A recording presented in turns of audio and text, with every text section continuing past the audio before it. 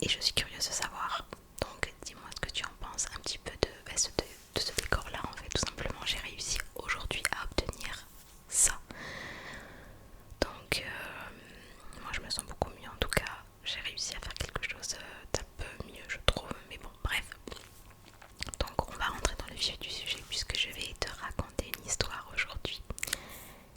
C'est l'occasion de parler et je sais que vous adorez les chuchotements, j'adore ça aussi. Donc c'est parti, je vais te raconter une histoire qui s'est passée en 2019, en janvier 2019 pardon. J'étais enceinte de 3 mois à ce moment-là, donc c'est une story time qui s'est bien terminée évidemment, ok. Mais sur le moment c'était pas drôle du tout, tu vas voir pourquoi. Donc cette histoire que je vais te raconter se déroule en janvier 2019. À ce moment-là je suis enceinte de 3 mois tout juste, vraiment 2 mois et demi, 3 mois. Et puis à ce moment-là je vivais encore à mon studio et je m'en vais faire des courses. Il faut savoir que enceinte durant les 3 premiers mois, vraiment j'étais blanche, j'avais pas envie de manger, toutes les odeurs me dégoûtaient, je mangeais pas assez, je prenais pas de petit déjeuner, enfin bref j'étais vraiment léthargique, j'avais aucune énergie, c'était terrible. Et donc je me lève très tard le matin et puis début d'après-midi je pars faire des courses et je vais donc à Lidl. Je pars au magasin, tout va très bien. Dans le ventre j'avais pris une tasse de lait avec du chocolat et pasta. Je crois que c'est tout ce que j'avais avalé dans la matinée. Et c'est vrai que maintenant que je le dis, c'était nettement pas assez, très clairement. Surtout enceinte, mais c'était ma première grossesse, je le savais pas. Je pars donc au magasin, je me gare et je commence à faire mes courses. Il y a une chose aussi à savoir, c'est que quand je suis enceinte, c'est les seuls états où je me mets à faire des malaises, donc vagales, des malaises vagales. C'est-à-dire que mon cœur, en fait, je commence à avoir chaud, mon cœur s'emballe un peu et voilà, j'ai l'impression qu'en fait je me fais aspirer dans un espèce de trou. Je me fais aspirer et il arrive à tel point qu'à un moment donné je perds connaissance pendant genre une seconde. Voilà, mais une seconde c'est déjà énorme. Donc je perds connaissance pendant une seconde et après je reviens à moi, j'ai des fourmis de partout, au niveau des bras, des jambes, enfin voilà. Bref, du coup je commence à faire mes courses, tu vas comprendre pourquoi je te dis ça. Je commence à faire mes courses et dès que je portais, alors il faisait froid, on était en janvier, donc j'avais une grosse doudoune quoi, enfin vraiment un manteau très chaud et généralement je le gardais sauf que j'avais très vite chaud et ça favorisait je trouve les malaises. Donc il me semble que j'enlève mon manteau. J'avais ma poche en fait, mon sac avec moi et je commence à faire mes courses, donc jusque là tout va bien. Mais à un moment donné je sens que ça va pas aller. Mon conjoint lui ne travaillait pas à ce moment là et on vivait pas encore ensemble à ce moment là. Il habitait à quand même quasiment 50 km il me semble de là. Donc voilà, je pars faire mes courses et au bout d'un moment je sens que ça ne va pas et ça va pas le faire, sauf que quand ça va pas je dis rien généralement. J'arrive à la caisse, donc déjà je sens que j'ai chaud et je sens qu'il faut vite que je m'en aille, mais bon, j'arrive à la caisse, il y avait une personne, une femme qui était devant moi et un homme, il me semble, une femme qui était en train de payer. Donc je pose mes affaires sur le tapis et là vraiment je sens que ça va pas du tout, ça ne va vraiment pas, donc j'essaie de me concentrer encore plus pour, tu sais, pas perdre connaissance et rester, tu vois, vraiment me dire non, tu ne vas pas faire de malaise, tout va bien, tu es là. Et j'ai le réflexe de me tenir au niveau, tu sais, du tapis, tu vois, au niveau de la caisse sur le rebord. J'ai le réflexe de me tenir au cas où qu'il arrive quelque chose. Et c'est à ce moment là que alors il me semble que, donc je sais pas ce qui s'est passé à ce moment là, je pose mes mains et puis tout d'un coup je me retrouve contre la femme de devant et je comprends pas parce que